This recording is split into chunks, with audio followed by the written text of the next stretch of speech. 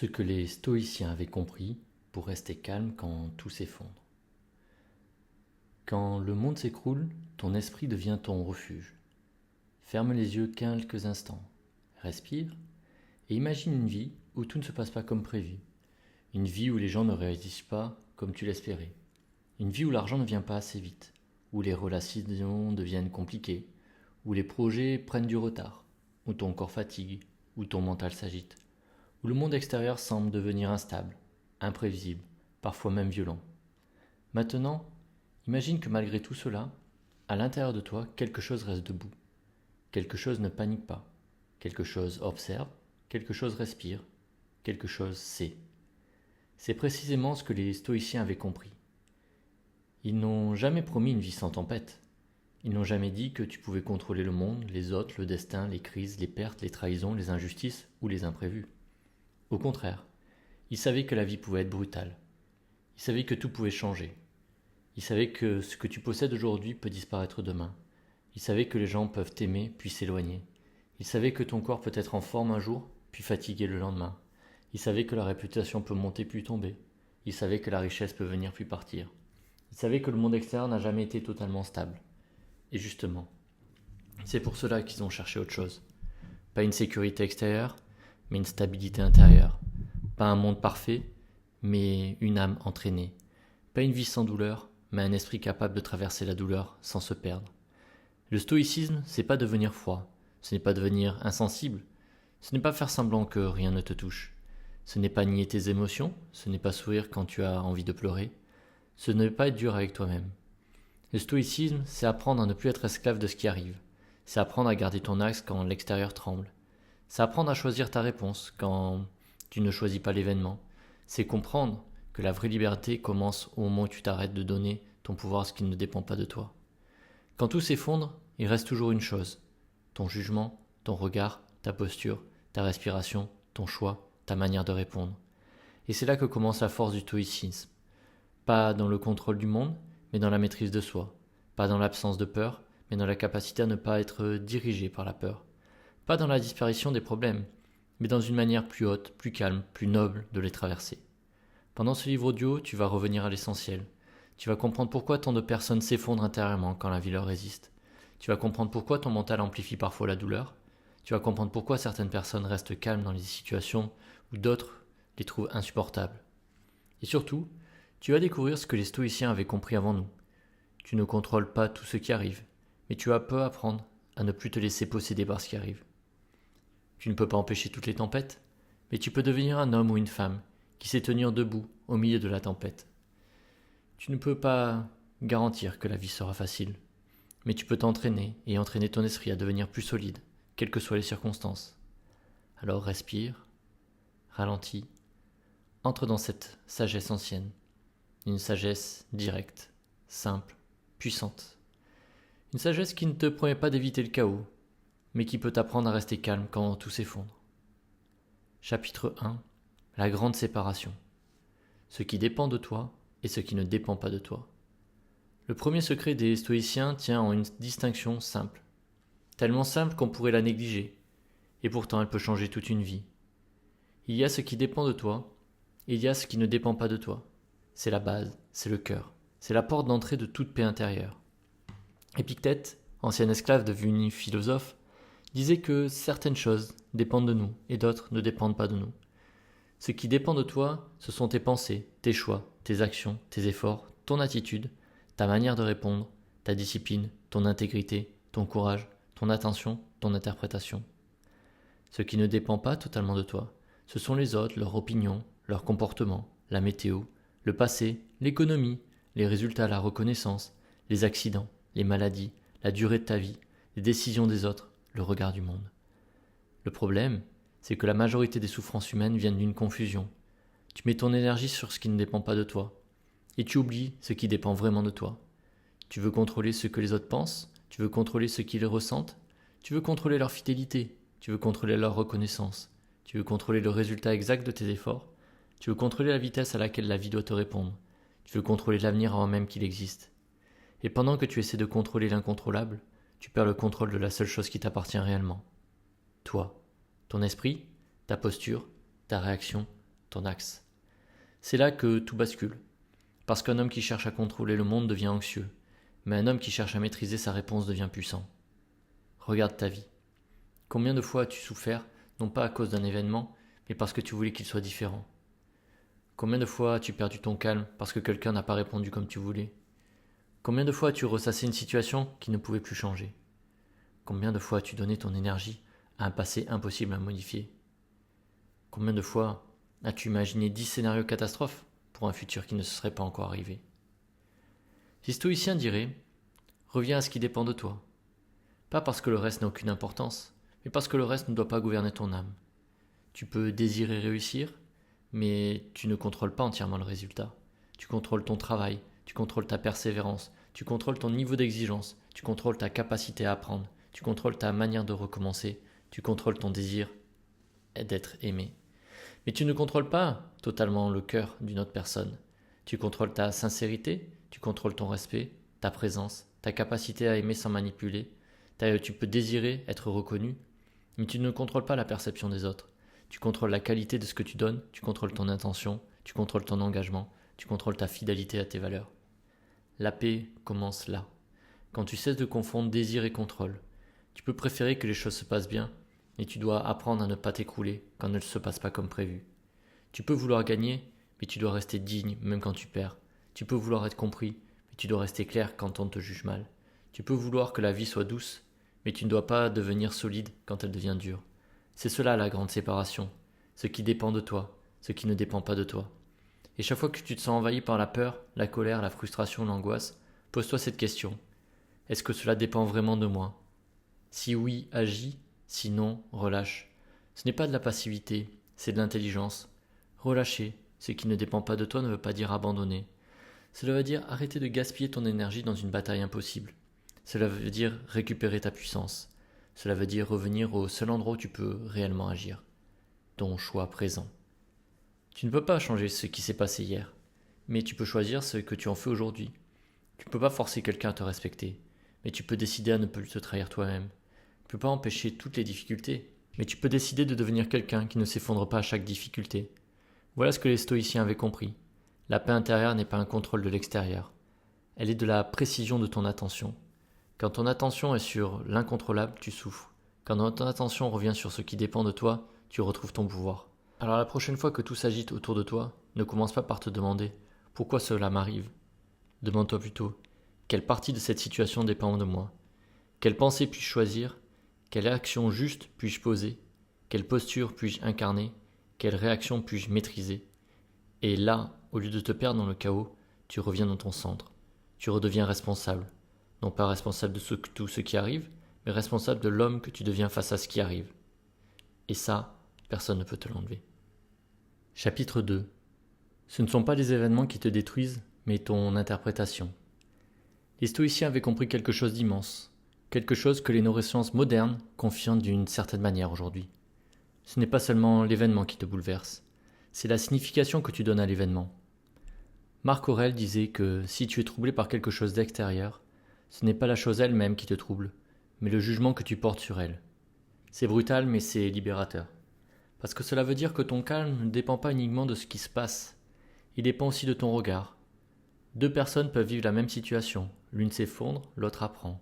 L'une dit c'est une catastrophe, l'autre dit c'est une épreuve. L'une dit je suis fini, l'autre dit je dois m'adapter. L'une dit c'est injuste, je ne m'en remettrai jamais. L'autre dit c'est dur, mais je peux encore choisir ma réponse. Même événement, deux interprétations, deux états intérieurs, deux destins.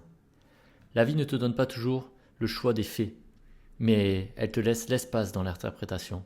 Et cet espace est sacré, parce que c'est là que tu redeviens libre. Imagine que quelqu'un ne réponde pas à ton message, un fait simple, le téléphone reste silencieux. Mais ton mental commence à te raconter une histoire.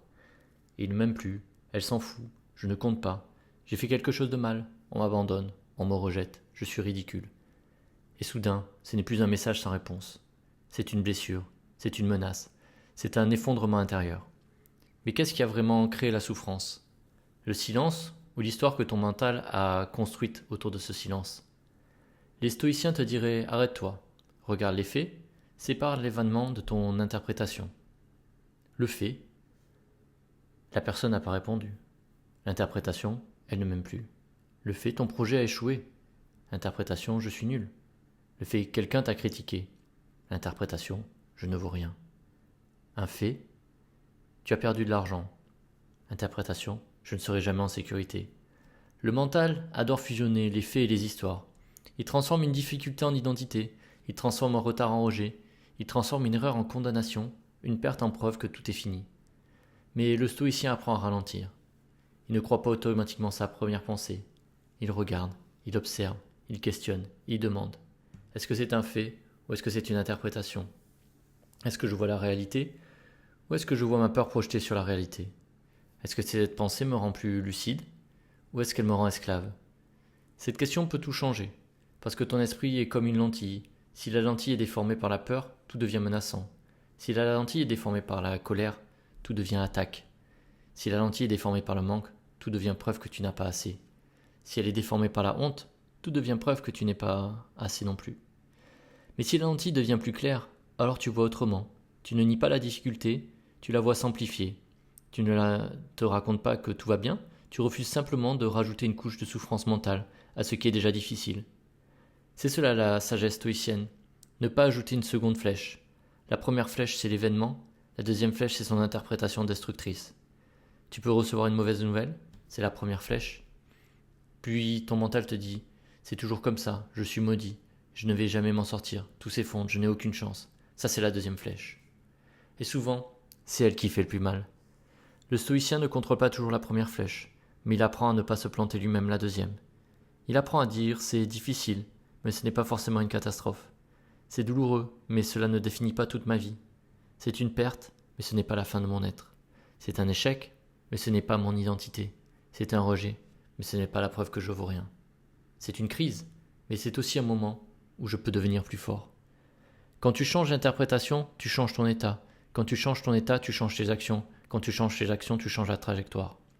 C'est pour cela que le jugement intérieur est si important. Une pensée n'est pas innocente. Une pensée répétée devient une atmosphère intérieure. Une atmosphère intérieure devient une manière de vivre. Une manière de vivre devient un destin. Les stoïciens surveillaient leur jugement parce qu'ils savaient qu'une âme troublée ne voit pas clairement. Quand tu es possédé par la peur, tu prends des décisions de peur. Quand tu es possédé par la colère, tu détruis ce que tu voulais protéger. Quand tu es possédé par la honte, tu te caches alors avant d'agir. Quand tu es possédé par le manque, tu t'accroches alors que tu devrais t'ouvrir. C'est pourquoi le calme n'est pas un luxe. Le calme est une condition de lucidité, et la lucidité est une condition de puissance. Alors lorsque quelque chose arrive, entraîne-toi. Avant de réagir, respire. Avant de conclure, observe. Avant de t'effondrer, distingue. Qu'est-ce qui s'est réellement passé ? Qu'est-ce que j'ajoute mentalement ? Quelle autre lecture est possible ? Quelle interprétation me rend plus fort, plus juste, plus digne ? Et attention, il ne s'agit pas de te mentir. Il ne s'agit pas de dire que tout est magnifique quand ce ne l'est pas. Il s'agit de voir la réalité sans te laisser hypnotiser par la peur. Dire « c'est difficile, mais je peux répondre avec courage ». Ce n'est pas nier, c'est reprendre ton pouvoir. Dire « je souffre, mais je ne suis pas détruit ». Ce n'est pas faire semblant, c'est rester maître de ton identité. Dire « je ne contrôle pas tout, mais je contrôle ma posture ». Ce n'est pas fuir. C'est revenir au corps de la sagesse stoïcienne. Car la vie te testera. Elle te testera avec des retards, avec des pertes, des critiques, des imprévus, des injustices, des silences, avec des ruptures, avec des échecs, avec des moments où tu ne comprendras pas pourquoi cela arrive. Et dans ces moments-là, la question sera seulement « que se passe-t-il » ? La vraie question sera « quelle histoire suis-je en train de raconter sur ce qui se passe ?» Parce que cette histoire peut devenir une prison ou elle peut devenir une porte libératrice. Chapitre 3. Prévoir le pire pour ne plus être dominé par la peur. À première vue, cela peut sembler être étrange. Pourquoi les stoïciens pensaient-ils parfois au pire ? Pourquoi imaginer la perte ? Pourquoi envisager l'échec ? Pourquoi méditer sur la fragilité de la vie ? Pourquoi regarder ce qui pourrait s'effondrer ? Parce qu'ils avaient compris une chose essentielle. Ce que tu refuses de regarder te contrôle. La peur grandit dans l'ombre. Elle devient plus puissante quand tu l'évites. Elle devient plus floue, plus énorme, plus menaçante. Mais quand tu oses la regarder en face, quelque chose change. Elle perd une partie de son pouvoir. Les stoïciens pratiquaient ce qu'on appelle souvent la visualisation négative. Ils imaginaient quelque chose qui pouvait mal se passer, non pas pour se faire du mal, non pas pour devenir pessimiste, non pas pour attirer le malheur, mais pour entraîner leur esprit à ne plus dépendre naïvement de la stabilité extérieure. Ils se demandaient « et si je perdais cela ? Et si ce projet échouait ? Et si cette personne partait? Et si l'argent diminuait? Et si mon corps devenait fragile? Et si ma réputation était attaquée? Et si demain ne ressemblait pas à ce que j'avais prévu? À notre époque, beaucoup de gens veulent éviter ces questions. Ils disent ne pense pas au pire, reste positif, visualise seulement le meilleur. Mais les stoïciens savaient que la vraie force ne vient pas d'un optimisme fragile, elle vient d'une préparation intérieure. Un esprit qui n'a jamais envisagé la perte devient paniqué dès que la perte approche. Un esprit qui n'a jamais imaginé l'échec devient détruit dès que l'échec arrive. Un esprit qui croit toujours que cela va bien se passer devient fragile dans un monde qui change sans cesse. La visualisation négative n'est pas une obsession de la catastrophe, c'est une vaccination mentale. Tu exposes doucement ton esprit à ce qu'il redoute. Au lieu d'être surpris, écrasé, paralysé, tu deviens plus prêt, plus sobre, plus lucide, plus présent. Imagine un homme qui n'a jamais pensé la possibilité d'échouer. Il construit un projet, il s'attache au résultat, il pense que tout doit fonctionner et quand l'échec arrive, il ne perd pas seulement son projet, il perd son identité. Il dit « Je suis fini, je ne suis pas fait pour ça, tout est contre moi ». Maintenant imagine un autre homme. Avant d'agir, il se prépare, il se dit « Je vais faire de mon mieux, je vais m'engager pleinement, mais il est possible que cela ne marche pas tout de suite. Il est possible que je sois crispé, il est possible que je doive recommencer, il est possible que je perde quelque chose. Et si cela arrive, je resterai digne. Je corrigerai, j'apprendrai, je continuerai. » Cet homme n'est pas négatif, il est libre, parce qu'il n'a pas abandonné son âme au résultat. Il peut agir avec intensité, mais il n'est pas possédé par l'issue. Voilà la puissance stoïcienne. S'engager pleinement sans s'accrocher désespérément. Aimer profondément sans posséder.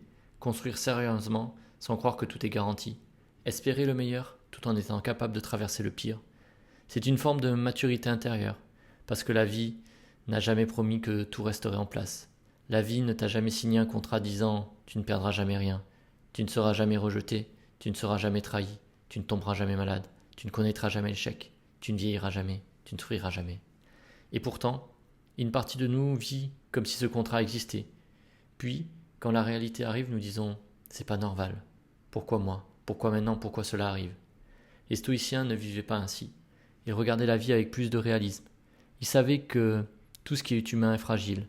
La santé, les relations, la richesse est fragile, la jeunesse est fragile, le statut est fragile, même la vie est fragile. Mais cette conscience ne les rendait pas tristes, elle les rendait plus présents, plus reconnaissants, plus calmes. Car lorsque tu sais que quelque chose peut disparaître, tu cesses de la traiter comme si elle t'était due. Tu apprécies davantage ce qui est là, tu aimes mieux, tu utilises mieux ton temps, tu parles avec plus de vérité, tu repousses moins, tu vis avec moins d'arrogance, tu comprends que rien n'est acquis, et paradoxalement, cette conscience te rend plus heureux. Parce que tu arrêtes d'attendre que la vie soit éternellement stable pour goûter ce qui est déjà là. Regarde ce que tu as aujourd'hui. Peut-être que tout n'est pas parfait, mais tu as encore quelque chose. Un souffle, un corps, un esprit, une possibilité, une personne à aimer, une action à poser, une parole à dire, une direction à reprendre, un choix. La visualisation négative ne te ramène pas à la gratitude. Elle te dit « ce que tu prends pour acquis pourrait ne plus être là. Alors cesse de vivre comme si tout était dû. Cesse d'attendre la perte pour reconnaître la valeur. Cesse d'attendre la maladie pour honorer ton corps. Cesse d'attendre la rupture pour aimer vraiment. Cesse d'attendre la crise pour devenir discipliné. Cesse d'attendre la fin pour vivre ça avec présence. Et quand la peur arrive, regarde-la. Demande-toi, qu'est-ce que je redoute vraiment? Perdre de l'argent? Être jugé? Être seul? Échouer? Décevoir? Recommencer? Ne pas être à la hauteur? Puis va plus loin. Si cela arrivait, que pourrais-je encore faire? Si je perdais cela, quelle part de moi resterait debout? Si ce scénario se produisait, quelle vertu pourrais-je travailler? Courage, patience, humilité, discipline, clarté, résilience, foi intérieure. La peur dit « tu ne survivras pas à cela ». La sagesse stoïcienne dit « je ne sais pas exactement ce qui arrivera, mais je peux m'entraîner à rester digne ». La peur dit « et si tout s'effondre ?» Le stoïcien répond « alors je verrai ce qui dépend encore de moi ». La peur dit « et si tu perds ?» Le stoïcien répond « alors j'apprendrai à perdre sans perdre mon âme ». La peur dit « et si on te rejette ?» Le stoïcien dit « alors je resterai fidèle à moi-même ». La peur dit « et si je dois recommencer ?» Le stoïcien répond « alors je recommencerai ». La vraie force n'est pas de croire que rien n'est difficile. La vraie force est de savoir que même si la difficulté arrive, tu peux encore choisir ta posture, tu peux encore respirer, tu peux encore agir, tu peux encore penser clairement, tu peux encore rester digne, et c'est cela qui change tout. Chapitre 4. L'obstacle n'est pas contre toi, il te forme. Quand une difficulté arrive, le premier réflexe humain est souvent de le voir comme une attaque. Pourquoi ça m'arrive? Pourquoi maintenant? Pourquoi encore moi? Pourquoi la vie me bloque? Mais les stoïciens avaient une autre lecture. Pour eux, l'obstacle n'était pas seulement un blocage, c'est une matière d'entraînement. Ce qui se dresse devant moi peut devenir ce qui te construit. Ce qui te ralentit peut t'apprendre la patience. Ce qui te frustre peut t'apprendre la maîtrise. Ce qui te fait peur peut t'apprendre le courage. Ce qui t'humilie peut t'apprendre l'humilité. Ce qui te résiste peut t'apprendre la discipline. Ce qui te blesse peut t'apprendre la lucidité. L'obstacle n'est pas toujours là pour te détruire. Parfois, il révèle simplement la partie de toi qui n'est pas encore entraînée.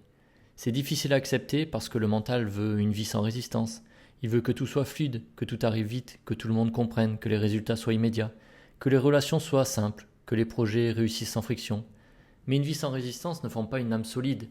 Un muscle ne se développe pas sans charge, un caractère ne se développe pas sans épreuve, une discipline ne se développe pas sans tentation, une patience ne se développe pas sans attente, et un courage ne se développe pas sans peur. Une confiance ne se développe pas sans incertitude. C'est là que la pensée stoïcienne devient puissante. Elle transforme la question. Au lieu de demander « Comment puis-je éviter cette épreuve ?», elle demande « Quelle vertu cette épreuve m'invite-t-elle à développer ?» Si quelqu'un te critique, l'épreuve n'est pas seulement la critique, l'épreuve est ta capacité à ne pas perdre ton centre. Si un projet échoue, l'épreuve n'est pas l'échec, l'épreuve est ta capacité à apprendre sans te détester. Si quelqu'un te quitte, l'épreuve n'est pas seulement la perte, l'épreuve est ta capacité à aimer sans t'effondrer dans la dépendance. Si l'argent manque, l'épreuve n'est pas seulement financière, l'épreuve est ta capacité à rester lucide, créatif, discipliné au lieu de paniquer. Si tu es dans l'attente, l'épreuve n'est pas seulement de délai, l'épreuve est la relation au temps. Tout devient entraînement, la vie devient une école. Chaque situation devient un terrain où tu peux perdre ton âme ou renforcer ton âme. Et attention, ça ne veut pas dire que tout ce qui arrive est agréable. Ça ne veut pas dire que tu dois aimer la souffrance, ça ne veut pas dire que les injustices sont bonnes. Ça ne veut pas dire que même dans ce qui est difficile, tu peux trouver une manière de ne pas être réduit en une victime. Tu peux reprendre une part de ton pouvoir. Tu peux dire « Je n'ai pas choisi cette situation, mais je peux choisir ce qu'elle va développer en moi. » C'est une phrase essentielle. Je n'ai pas choisi cette situation, mais je peux choisir ce qu'elle va développer en moi. Répète-la intérieurement. Je n'ai pas choisi cette situation, mais je peux choisir ce qu'elle va développer en moi. C'est la différence entre subir et transformer. Le stoïcien ne nie pas l'obstacle. Il ne fait pas semblant qu'il n'existe pas. Il le regarde, il l'analyse, il l'utilise. L'obstacle devient un miroir. Il montre où tu es encore fragile, il montre où tu réagis automatiquement, il montre où tu t'accroches, il montre où tu veux contrôler, il montre où tu as besoin d'approbation, il montre où tu manques de discipline, il montre où tu confonds ton confort avec ta paix. Une fois que tu vois cela, tu peux progresser, pas en théorie, dans le réel.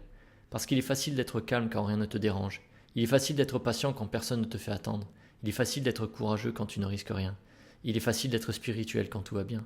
Mais le vrai niveau d'un être humain se révèle quand la vie ne lui obéit plus, quand tu es contrarié, quand tu es fatigué, quand tu es critiqué, quand tu es rejeté, quand tu es tenté de revenir à tes anciens schémas, quand tu pourrais exploser, fuir, te plaindre, accuser, abandonner. C'est là que la pratique commence. Le stoïcisme n'est pas une philosophie de bibliothèque, c'est un philosophe de champ de bataille intérieure.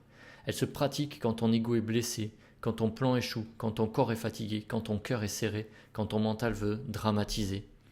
Quand le monde extérieur ne te donne pas ce que tu voulais. Dans ces moments-là, tu as une opportunité. Pas une opportunité favorable, mais une opportunité réelle. Tu peux devenir plus grand que ta réaction habituelle. Tu peux choisir de ne pas répondre à la colère par la colère. Tu peux choisir de ne pas répondre à la peur par la panique. Tu peux choisir de ne pas répondre au rejet par l'autodestruction.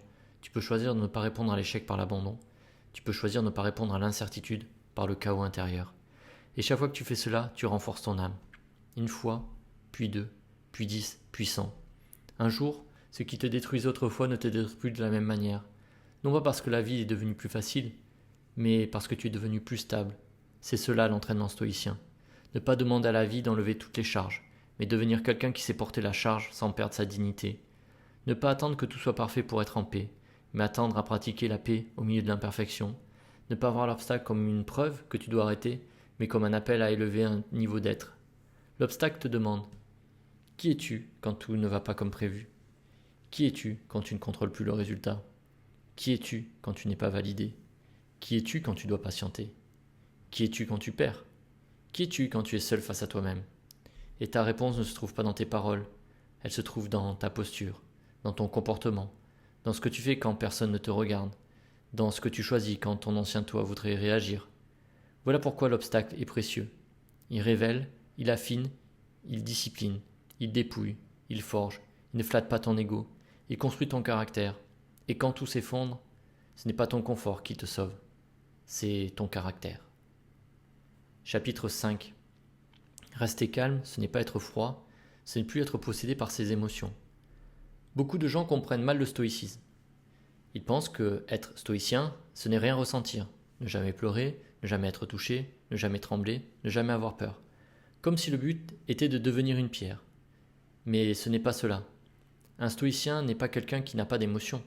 C'est quelqu'un qui n'est pas gouverné par ses émotions. La nuance est immense. Ressentir est humain. Être possédé est autre chose. Tu peux ressentir de la colère sans devenir violent. Tu peux ressentir de la peur sans fuir ta vie. Tu peux ressentir de la tristesse sans t'effondrer dans ton identité. Tu peux ressentir de la jalousie sans manipuler. Tu peux ressentir de l'angoisse sans prendre une décision catastrophique. Tu peux ressentir une blessure sans te venger. Le problème n'est pas l'émotion en elle-même. Le problème, c'est quand l'émotion prend le volant. Quand elle décide à ta place, quand elle parle à ta place, quand elle écrit le message, quand elle claque la porte, quand elle abandonne le projet, quand elle détruit la relation, quand elle t'enferme dans une histoire. Les stoïciens voulaient créer un espace entre le stimulus et la réponse, un espace entre ce qui arrive et ce que tu fais, un espace entre l'émotion et l'action. Dans cet espace, il y a ta liberté. Sans cet espace, tu es automatique. Quelqu'un te critique, tu attaques. Quelqu'un te rejette, tu t'effondres. Quelqu'un te provoque, tu exploses. Quelqu'un échoue, tu t'abandonnes. Une peur arrive, tu obéis. Tu n'es plus maître, tu es programmé. Le stoïcisme t'invite à ralentir. Pas pour nier, pour observer. Quand une émotion monte, au lieu de la croire immédiatement, tu peux dire « Une émotion est présente. La colère est présente. La peur est présente. La tristesse est présente. L'inquiétude est présente. Mais je ne suis pas obligé de devenir cette émotion. Je peux la sentir, je peux la laisser traverser mon corps, je peux écouter ce qu'elle indique, mais je peux choisir ma réponse. C'est une pratique immense, parce que les émotions sont rapides, elles arrivent souvent avant la pensée claire. Ton corps réagit, ton cœur accélère, ta respiration change, ta mâchoire se serre, le ventre se contracte, ton cerveau cherche une explication. Si tu n'es pas entraîné, tu confonds l'intensité de l'émotion avec la vérité. Tu te dis, si je le ressens plus fort, c'est que c'est vrai. Une émotion, c'est une information, pas toujours une direction. La peur peut t'informer d'un danger réel ou d'une mémoire ancienne. La colère peut t'informer d'une limite dépassée ou d'un ego blessé. La tristesse peut t'informer d'une perte ou d'un attachement à une histoire. La jalousie peut t'informer d'un désir profond ou d'une insécurité non regardée. Le stoïcien n'obéit pas aveuglément. Il écoute, il questionne, il choisit, il se demande. Quelle action serait digne ici ? Quelle réponse serait juste ? Quelle réaction me rendrait fier demain ? Quelle parole ne trahirait pas mes valeurs ? Quelle décision vient de ma sagesse et non de ma panique ? C'est cela la maîtrise émotionnelle. Ce n'est pas couper le cœur, c'est remettre la conscience au centre. Et parfois le choix plus puissant est de ne pas répondre tout de suite. Attendre, respirer, marcher, écrire sans envoyer, observer son corps, laisser l'intensité redescendre. Parce qu'une émotion intense est souvent une mauvaise conseillère dans les premières minutes. Elle veut agir vite, elle veut se soulager, elle veut reprendre le contrôle. Mais ce soulagement immédiat peut créer une souffrance plus grande après. Combien de paroles as-tu regrettées parce qu'elles ont été prononcées sous l'emprise de l'émotion ? Combien de décisions as-tu prises pour calmer une peur immédiate puis regretter plus tard ? Combien de fois as-tu confondu urgence intérieure et vérité profonde ? Les stoïciens savaient que l'homme libre n'est pas celui qui fait tout ce qu'il ressent, c'est celui qui peut ressentir sans être dominé. Dans un monde qui valorise l'impulsivité, c'est révolutionnaire. Aujourd'hui, beaucoup appellent authenticité le fait d'exprimer tout ce qui traverse l'esprit. Mais les stoïciens diraient « l'authenticité sans maîtrise peut devenir destruction ». Dire tout ce que tu ressens n'est pas toujours une preuve de vérité. Parfois, c'est une absence de discipline. La vraie puissance, c'est d'être capable de ressentir intensément, puis de choisir une réponse alignée. Pas une réponse qui flatte l'ego, une réponse qui respecte ton âme. Rester calme ne veut pas dire que tu n'as pas été touché.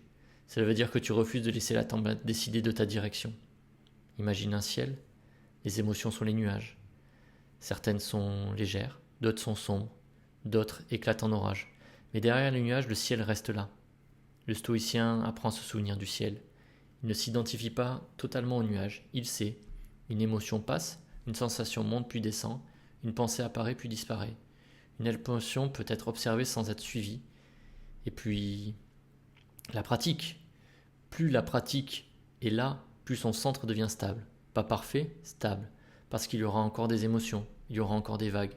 Mais les vagues ne sont pas confondues avec l'océan entier. Alors quand l'émotion arrive, pratique ces mots. Je ressens cela, mais je ne suis pas obligé d'agir depuis cela. Je ressens cela, mais je peux attendre avant de répondre. Je ressens cela, mais je peux choisir une réponse plus haute. Je ressens cela, mais je ne suis pas cela. C'est simple, mais c'est puissant. Parce qu'à chaque fois que tu choisis de ne pas être possédé, tu récupères ton autorité intérieure. Et quand tout s'effondre, celui qui peut être possédé par ses émotions devient dangereux pour lui-même. Mais celui qui sait observer ses émotions devient capable de traverser le chaos avec dignité. Chapitre 6. La mort, la perte et l'impermanence. Le secret brutal de la paix intérieure. Il y a un sujet que notre époque évite beaucoup. La mort, la fin, la perte, l'impermanence. Nous vivons souvent comme si tout devait durer, comme si notre corps resterait toujours disponible, comme si les gens que nous aimons seront toujours là, comme si les opportunités reviendraient toujours, comme si le temps était infini. Mais les stoïciens, eux, regardaient la fin en face. Non pas par morbidité, mais par amour de la vie. Ils pratiquaient le memento mori. Souviens-toi que tu vas mourir. Cette phrase peut sembler dure, mais elle peut aussi réveiller. Parce que lorsque tu te souviens que ta vie est limitée, certaines choses perdent immédiatement de leur importance. Les disputes inutiles, les inquiétudes superficielles, le besoin d'avoir toujours raison, la peur du regard des autres, les rancunes que tu nourris depuis trop longtemps, les journées gaspillées à repousser l'essentiel, les relations importantes que tu négliges, les projets que tu remets à demain. La mort, quand elle est regardée avec sagesse, ne rend pas la vie sombre. Elle la rend précieuse. Elle te demande, si tu savais que ton temps est limité, continuerais-tu à vivre comme aujourd'hui? Continuerais-tu à reporter ce qui compte? Continuerais-tu à perdre ton énergie dans des conflits qui n'élèvent personne? Continuerais-tu à laisser la peur décider? Continuerais-tu d'attendre l'autorisation d'être toi-même? Continuerais-tu à sacrifier ta paix pour des choses qui n'auront plus aucune importance dans quelques années? Les stoïciens ne pensaient pas à la mort pour se détruire, ils pensaient pour remettre la vie dans le bon ordre, parce que la conscience de la fin clarifie les priorités. Elle coupe le bruit, elle ramène à l'essentiel. Elle te dit « aime maintenant, agis maintenant, pardonne quand c'est juste, pars quand c'est nécessaire, dis la vérité, arrête de jouer un rôle, utilise ton temps avec respect, ne remets pas ton âme à plus tard. » Quand tout s'effondre, la conscience de l'impermanence peut devenir une force, parce qu'elle te rappelle que rien n'est fixe. Même la douleur passe, même la crise passe, même les humiliations passent, même les saisons sombres passent. Ce que tu crois éternel aujourd'hui peut devenir un souvenir demain. Cela ne ménise pas ce que tu vis, mais cela élargit ton regard. Quand tu souffres, ton mental te dit « cela ne finira jamais, je serai toujours comme ça, cette douleur va durer toute ma vie ». Mais l'impermanence répond « tout change, les états, les pensées, les relations changent, les situations changent, les corps changent, les identités changent, les tempêtes aussi changent ». Cette conscience peut t'aider à ne pas t'identifier à un moment. Tu traverses une période difficile, mais tu n'es pas cette période. Tu vis une perte, mais tu n'es pas seulement cette perte. Tu ressens une douleur, mais tu n'es pas seulement cette douleur. Tu connais une crise, mais tu n'es pas condamné à être cette crise. Tout passe, tout se transforme. Et c'est justement parce que tout passe que tu dois apprendre à vivre plus juste. Les stoïciens savaient aussi que s'attacher comme si les choses nous appartenaient pour toujours crée une souffrance immense. Aimer c'est naturel, s'attacher au point de vouloir posséder devient douloureux. Tu peux aimer une personne, mais tu ne possèdes pas son destin. Tu peux aimer ton corps, mais tu ne possèdes pas son éternité. Tu peux aimer une période de ta vie, mais tu ne peux pas l'empêcher de changer. Tu peux aimer un succès, mais tu ne peux pas le fuger.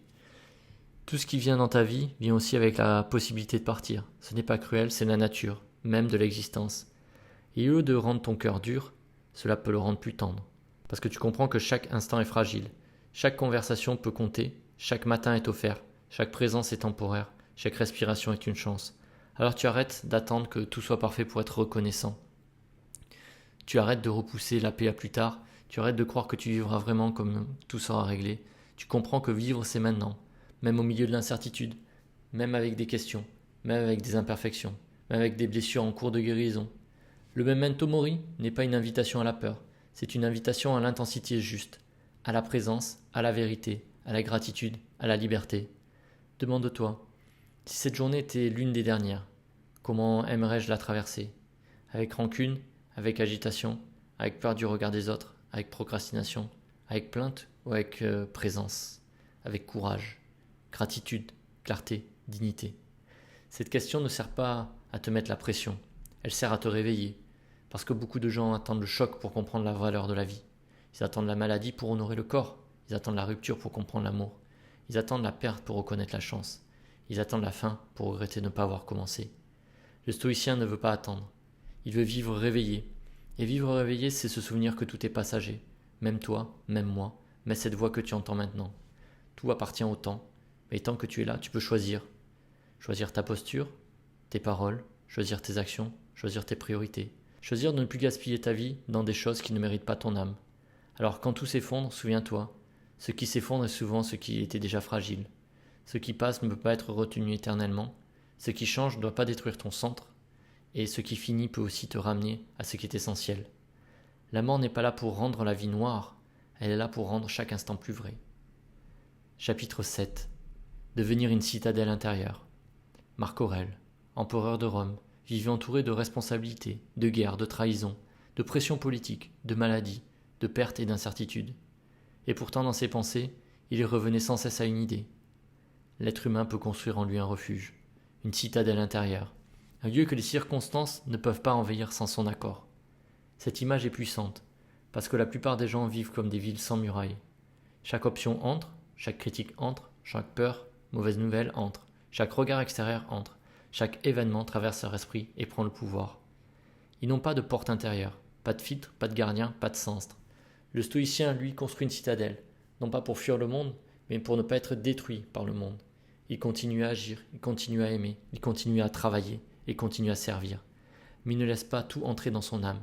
Il choisit ce qui mérite son attention, il choisit ce qui mérite sa réaction, il choisit ce qui mérite son énergie, il choisit ce qui mérite son inquiétude. Et très souvent, il se rend compte que beaucoup de choses ne méritent pas le prix qu'il leur donnait.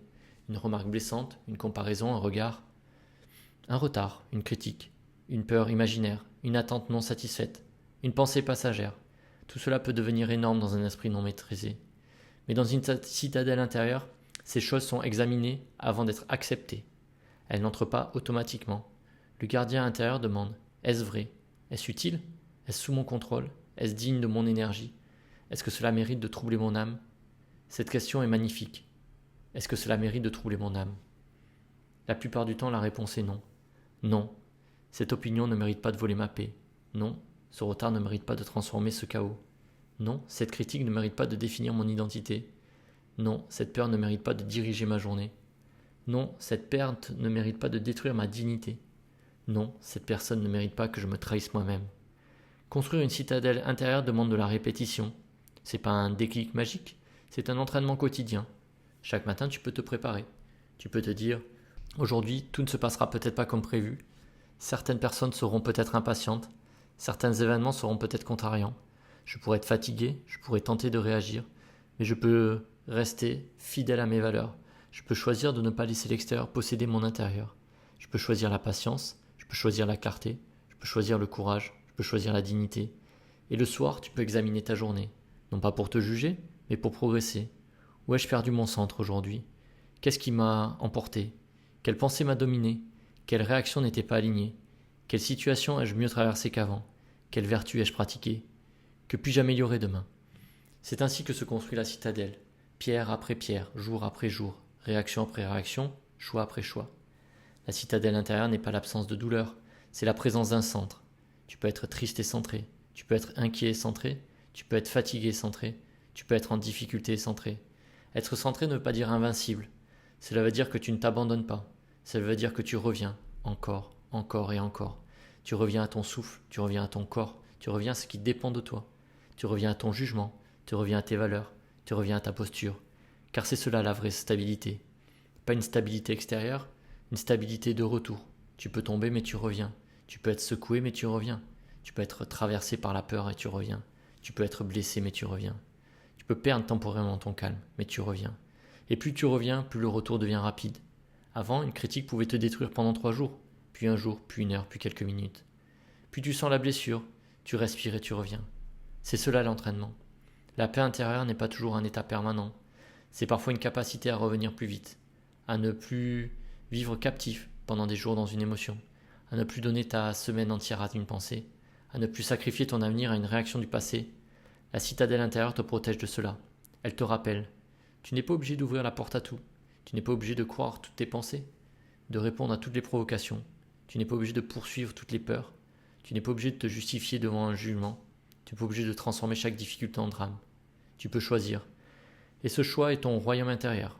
Dans un monde bruyant, deviens silencieux à l'intérieur. Dans un monde pressé, deviens stable. Dans un monde réactif, deviens conscient. Dans un monde qui panique, deviens lucide. Dans un monde qui s'accroche, deviens libre. Non pas supérieur aux autres, mais maître de toi. Parce que la vraie grandeur stoïcienne n'est pas l'arrogance, c'est la sobriété, la simplicité, la tenue intérieure, la capacité à faire ce qui est juste même quand personne ne t'applaudit, la capacité à rester digne même quand tu pourrais te venger, la capacité à être courageuse, courageux même quand tu trembles, la capacité à être patient même quand ton ego veut tout de suite, la capacité à aimer sans posséder, la capacité à perdre sans te perdre, la capacité à agir sans être possédé par le résultat. Voilà la citadelle intérieure, un espace en toi où tu reviens souvent. Quand tout s'effondre, tu peux encore choisir qui tu deviens. Nous arrivons à la fin de ce voyage, mais en réalité ce n'est pas une fin, c'est un commencement.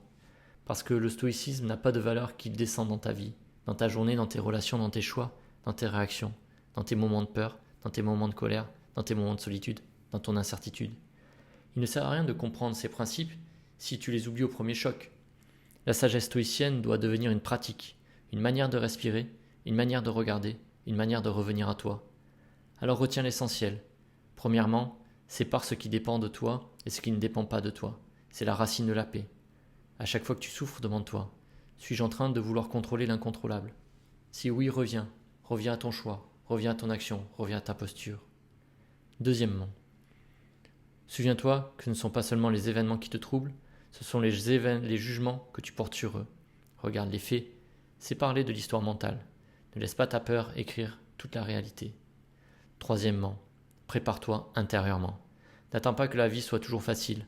Entraîne ton esprit à traverser l'incertitude. Prévois le pire, ne sert pas à vivre dans la peur. Cela sert à ne plus être dominé par elle. Quatrièmement, transforme l'obstacle. Quand une difficulté apparaît, demande-toi, quelle vertu cette situation m'invite-t-elle à développer? Patience, courage, discipline, humilité, clarté, résilience. Ce qui te bloque peut devenir ce qui te forge. Cinquièmement, ressens tes émotions, mais ne leur donne pas le trône. Tu peux ressentir sans obéir, tu peux être touché sans être possédé, tu peux créer un espace entre ce qui arrive et ce que tu fais. Dans cet espace, tu récupères ta liberté.